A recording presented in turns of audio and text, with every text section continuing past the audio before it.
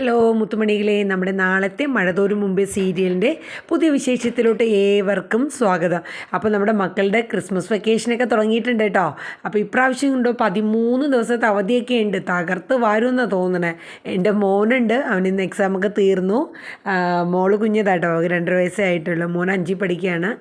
അപ്പോൾ ഇനിയിപ്പോൾ എല്ലാവർക്കും ഇനി വെക്കേഷനൊക്കെ ആയി. നമ്മളെപ്പോലെയുള്ള വീട്ടമ്മമാർക്ക് ഇനിയിപ്പോൾ മൊബൈലൊന്നും കിട്ടൽ കൂടി ഉണ്ടാവില്ല അല്ലേ. എല്ലാവരും മൊബൈൽ, മക്കൾ ഗെയിം കളിക്കാനോ അതിനും ഇതിനും ഒക്കെ ആയിട്ട് ഇനി അടി ഉണ്ടാക്കാനേ നേരം കാണുമല്ലോ അല്ലേ.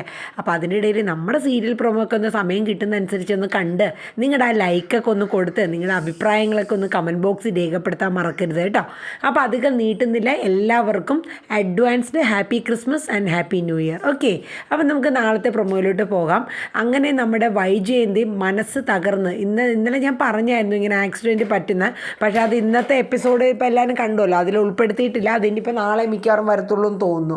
അപ്പോൾ നമ്മുടെ വൈജയന്തി മനസ്സ് തകർന്ന് ബാലേന്ദ്രൻ പറഞ്ഞ ആ വാക്കുകളൊക്കെ ഇങ്ങനെ മനസ്സിൽ തലകിടന്ന് ഇങ്ങനെ ചിന്തിച്ച് പാവം. സത്യം പറഞ്ഞാൽ ഇതിൽ ഈ വൈജയന്തിയുടെ ജീവിതത്തിൽ ശരിക്കും എന്താണ് സംഭവിച്ചതെന്നുള്ളത് നമ്മളും ആകാംക്ഷയോടെ തന്നെ കാത്തിരിക്കണമെന്ന് തോന്നുന്നു. കറക്റ്റായിട്ട് അത് കാണിക്കുന്നില്ലല്ലോ. ആ ഒരു കുഞ്ഞുണ്ടായ സമയത്ത് വൈജയന്തി അതിലെന്ത് തെറ്റ് ചെയ്തു എന്നുള്ളത് അറിയില്ലല്ലോ. ആ വീട്ടുകാരാണോ ആ കുഞ്ഞിനെ ഒളിപ്പിച്ച് ഇനി മരിച്ചു പോയെന്ന് പറഞ്ഞോ ഒന്നും വൈജയന്തിക്ക് അറിയില്ല. പക്ഷേ മറച്ചു വെച്ചു എന്നുള്ളൊരു കാര്യം ബാലേന്ദ്രനോട് അത് ഒളിച്ചു വെച്ചല്ലോ, അതൊരു തെറ്റ് തന്നെയാണല്ലോ. അപ്പോൾ ആ ഒരു ഇതാണ് വൈജയന്തിയെക്കുറിച്ച് നമുക്കറിയാവുന്നത്. അപ്പോൾ എന്തായാലും നമ്മുടെ വൈജയന്തിയുടെ ഈ ഒരു സിറ്റുവേഷൻ, കാരണം എന്ന് വെച്ചാൽ 10-22 വർഷം ഭർത്താവുമായിട്ട് ജീവിച്ചു. അതിൻ്റെ ഇടയിൽ ഭർത്താവിന് ഇപ്പോൾ അവിഹിതത്തിൽ ഒരു കുഞ്ഞുണ്ടായി. ആ കുഞ്ഞിനെ കൊണ്ടുവന്ന് 10-21 വയസ്സുള്ള ഒരു കുട്ടീനെ കൊണ്ടുവന്ന് നിർത്തുന്നു. സത്യം പറഞ്ഞാൽ അതൊക്കെ ഒരു ശരിക്കും ഒരു വിഷമമുള്ളൊരു കാര്യം തന്നെയാണ്. അപ്പോൾ കാര്യങ്ങൾ കൈവിട്ട് പോയ മട്ടിൽ മനസ്സ് തകർന്നാണ് വൈജയന്തി ഇവിടെ നിന്ന് പോകുന്നത്, വീട്ടിൽ നിന്ന് ഇറങ്ങുന്നത്. അങ്ങനെ വീട്ടിൽ നിന്ന് ഇറങ്ങി കാറും എടുത്തുകൊണ്ട് അങ്ങനെ പോവാണ്. പക്ഷേ അലീനയ്ക്കാണെങ്കിൽ ഒട്ടും സഹിക്കാൻ പറ്റുന്നില്ല. കാരണം എന്തെന്ന് വെച്ചാൽ അമ്മ നേരെ ഉറങ്ങുന്നില്ല, ഭക്ഷണം കഴിക്കുന്നില്ല. ഇറങ്ങി വീട്ടിൽ നിന്ന് ഈ രാത്രി പോയി. അപ്പം ഇറങ്ങിയ ഉടനെ തന്നെ നമ്മുടെ ശിവശങ്കറിനെ വിളിച്ച് പറയുന്നുണ്ട്, ശിവേട്ടാ ഞാൻ അങ്ങോട്ട് വരുന്നുണ്ടെന്ന് പറയുന്നുണ്ട്. അങ്ങനെ വൈജയന്തി ഇനി ഈ വീട്ടിലോട്ട് ഒരു തിരിച്ചു വരവ് തനിക്കുണ്ടാവില്ല എന്ന് മനസ്സിൽ കരുതി തന്നെയാണ് ഇതിന് മുന്നേ ഇറങ്ങിയെങ്കിലും തിരിച്ചു വന്നു. പക്ഷേ ഇനി ഒരു തിരിച്ചു വരവ് ഉണ്ടാവില്ല എന്ന് ഉറപ്പിച്ച് തന്നെയാണ് വൈജയന്തി ആ വീട് വിട്ട് ഇറങ്ങുന്നത്. വണ്ടി ഓടിക്കുന്ന സമയത്തും വൈജയുടെ ഉള്ളിൽ ബാലേന്ദ്രൻ പറഞ്ഞ വാക്കുകൾ, എൻ്റെ മകളെ അലീനെ ഞാൻ എന്തായാലും ഇവിടെ നിന്ന് ഇറക്കി വിടില്ല, നിന്നെ ഞാൻ ഇറങ്ങിപ്പോന്ന് പറയില്ല, നിൻ്റെ ഇഷ്ടം അനുസരിച്ച് നിനക്ക് ജീവിക്കാം, നിനക്ക് ഇവിടെ താമസിക്കണം, എൻ്റെ ഭാര്യയായിട്ട് താമസിക്കണമെങ്കിൽ താമസിക്കുക എന്ന് വെച്ചാൽ ഒരു ഔദാര്യം പോലെ.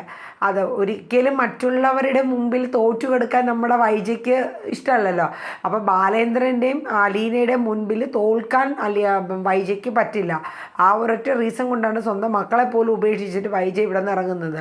അങ്ങനെ വൈജ പോവാണ്. അപ്പോൾ ഈ സമയത്ത് അലീനയ്ക്ക് ഒട്ടും സഹിക്കാൻ പറ്റുന്ന, അലീനയുടെ ആ മരിച്ചുപോയ മറ്റേ വൃദ്ധാമ്മ ഉണ്ടല്ലോ, അവർ ഫോട്ടോ ഒക്കെ എടുത്ത് വെച്ചിട്ട് മനസ്സൊരുക്കി, ഞാൻ ഇവിടെ എന്തിനാ അമ്മ എന്നെ ഇവിടെ കൊണ്ടുവന്നത്, ഞാൻ വന്നതുകൊണ്ടല്ലേ ഈ കുടുംബം ഇങ്ങനെ ആയിപ്പോയത് എന്നൊക്കെ ഓർത്ത് സങ്കടപ്പെട്ട് കരയണം. ആ സമയം നമ്മുടെ കൃഷ്ണമോൾ അരികത്ത് ചെല്ലാണ് നമ്മുടെ അലീനയുടെ.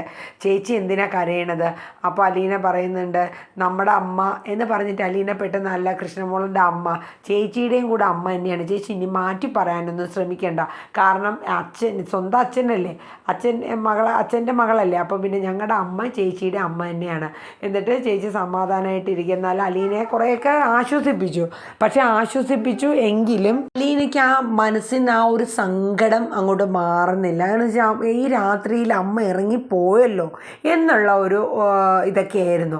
എന്നിട്ട് പിന്നെ കൃഷ്ണമോൾ അലീനയുടെ അടുത്ത് എഴുന്നേറ്റ് വാന്നും പറഞ്ഞ് ഹാളിലോട്ട് കൊണ്ടുവന്നു. അപ്പോൾ നമ്മുടെ ബബിത അവിടെ നിൽക്കണേ, നീ കൊണ്ട് നടക്കടി, ഒറ്റ ഒരുത്തി വന്നതിന് ശേഷമാണ് നമ്മുടെ കുടുംബം ഇങ്ങനെയായത്, നമ്മുടെ അച്ഛനും അമ്മയും അങ്ങും ഇങ്ങും ഇല്ല, ഇപ്പം അത് കണ്ടില്ല, ദത്തുമകളാണെന്നും സ്വന്തം മകളാണെന്നും പറഞ്ഞ് ഓരോ കള്ളക്കഥകൾ ഉണ്ടാക്കിയെന്നൊക്കെ പറഞ്ഞിട്ട് ബബിത അങ്ങ് പറഞ്ഞങ്ങ് കയറാണ്.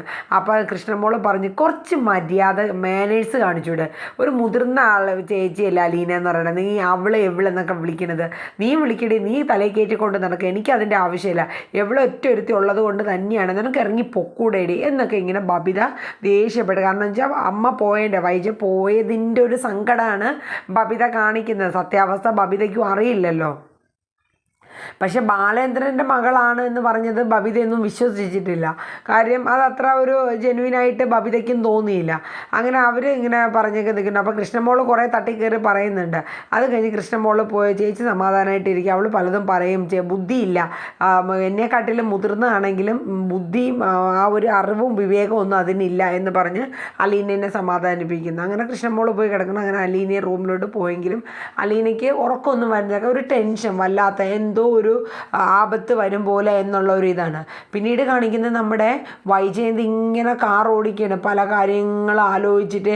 കാറ് ഇത്രയും തിരക്കിനിടെ ഓടിക്കുന്നെങ്കിലും മനസ്സൊന്നും ആ ഡ്രൈവിങ്ങിലില്ല വൈജയന്തിയുടെ.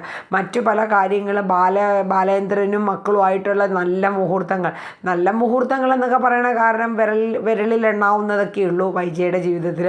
എന്നാലും അവരുടേതായിട്ടുള്ള കുറേ ജീവിത ഇതൊക്കെ ഓരോ കാര്യങ്ങൾ ഇങ്ങനെ ആലോചിച്ച് വൈജ വണ്ടി ഓടിക്കുകയാണ്. അതിൻ്റെ ഇടയിൽ നമ്മുടെ ശിവനെ കമലയും കാണിക്കുന്നുണ്ട്. അപ്പോൾ കമല പറയുന്നുണ്ട്, ഇനിയിപ്പോൾ വൈജ മക്കളെ എല്ലാം കൂടെ വിളിച്ചുകൊണ്ട് ഇങ്ങോട്ട് വരുമോ ശിവേട്ടാ? ഒരു കാര്യം ഞാൻ മുന്നോക്കൂട്ടി പറഞ്ഞേക്കാം, ഇനിയിപ്പോൾ അങ്ങനെ എങ്ങാനും ആണെങ്കിൽ ഞാനും വൈജയായിട്ട് ഈ വീട്ടിൽ ഒരുമിച്ച് എന്തായാലും പോകില്ല. ഉള്ള കാര്യം ഞാൻ പറഞ്ഞേക്കാം. എനിക്ക് ദേഷ്യം വന്നാൽ ഞാൻ എന്തെങ്കിലും പറയും, ഉള്ള കാര്യം ഞാൻ പറയാമെന്നൊക്കെ പറഞ്ഞിട്ട് കമല കിടന്ന് ശിവൻ്റെ അടുത്ത് കിടന്ന് ദേഷ്യപ്പെടുകയാണ്. എന്നിട്ട് കമല പറഞ്ഞു, എന്തൊക്കെയാണെങ്കിലും ശിവേട്ടൻ ഈ വൈജയുടെ ജീവിതത്തിൻ്റെ ഈ ഒരു പ്രശ്നം പരിഹരിച്ചിട്ട് ഇനി ഗൾഫിലോട്ട് പോയാൽ മതി, ഇല്ലെങ്കിൽ അത് ശരിയാവില്ല എന്ന് നമ്മുടെ കമല പറയുകയാണ്. അപ്പോൾ നമ്മുടെ ശിവശങ്കരൻ പറയുന്നുണ്ട്. എന്നിട്ട് കമല എഴുന്നേറ്റ് പോയിട്ടോ ഇതിങ്ങനെ ശിവൻ്റെ അടുത്ത് പറഞ്ഞിട്ട്. അവൾക്ക് എന്താ ആരാൻ്റെ ഇതിന് എന്തോ ഏതാണ്ട് ഒരു പഴഞ്ചൊല്ലുണ്ട്, അതുപോലെ തന്നെ അവൾക്ക് ഇതൊക്കെ ഒരു കാഴ്ച പോലെ ആയിരിക്കും, എൻ്റെ പെങ്ങളുടെ ജീവിതമാണ്, അവൾക്ക് ഇതൊക്കെ വലിയ രസമുള്ളതായിരിക്കും എന്നൊക്കെ പറഞ്ഞിട്ട് ഇങ്ങനെ പറയുന്നുണ്ട്. അത് കഴിഞ്ഞിട്ട് ശിവ ഇങ്ങനെ പറയുന്നുണ്ട്, കമല വൈജയന്തി ഇറങ്ങിയിട്ട് ഇത്രയും നേരമായിട്ടും കാണുന്നില്ലല്ലോ, എന്ത് പറ്റി, അവൾ ഇനി വിളിച്ചു നോക്കാമെന്നും പറഞ്ഞിട്ട്.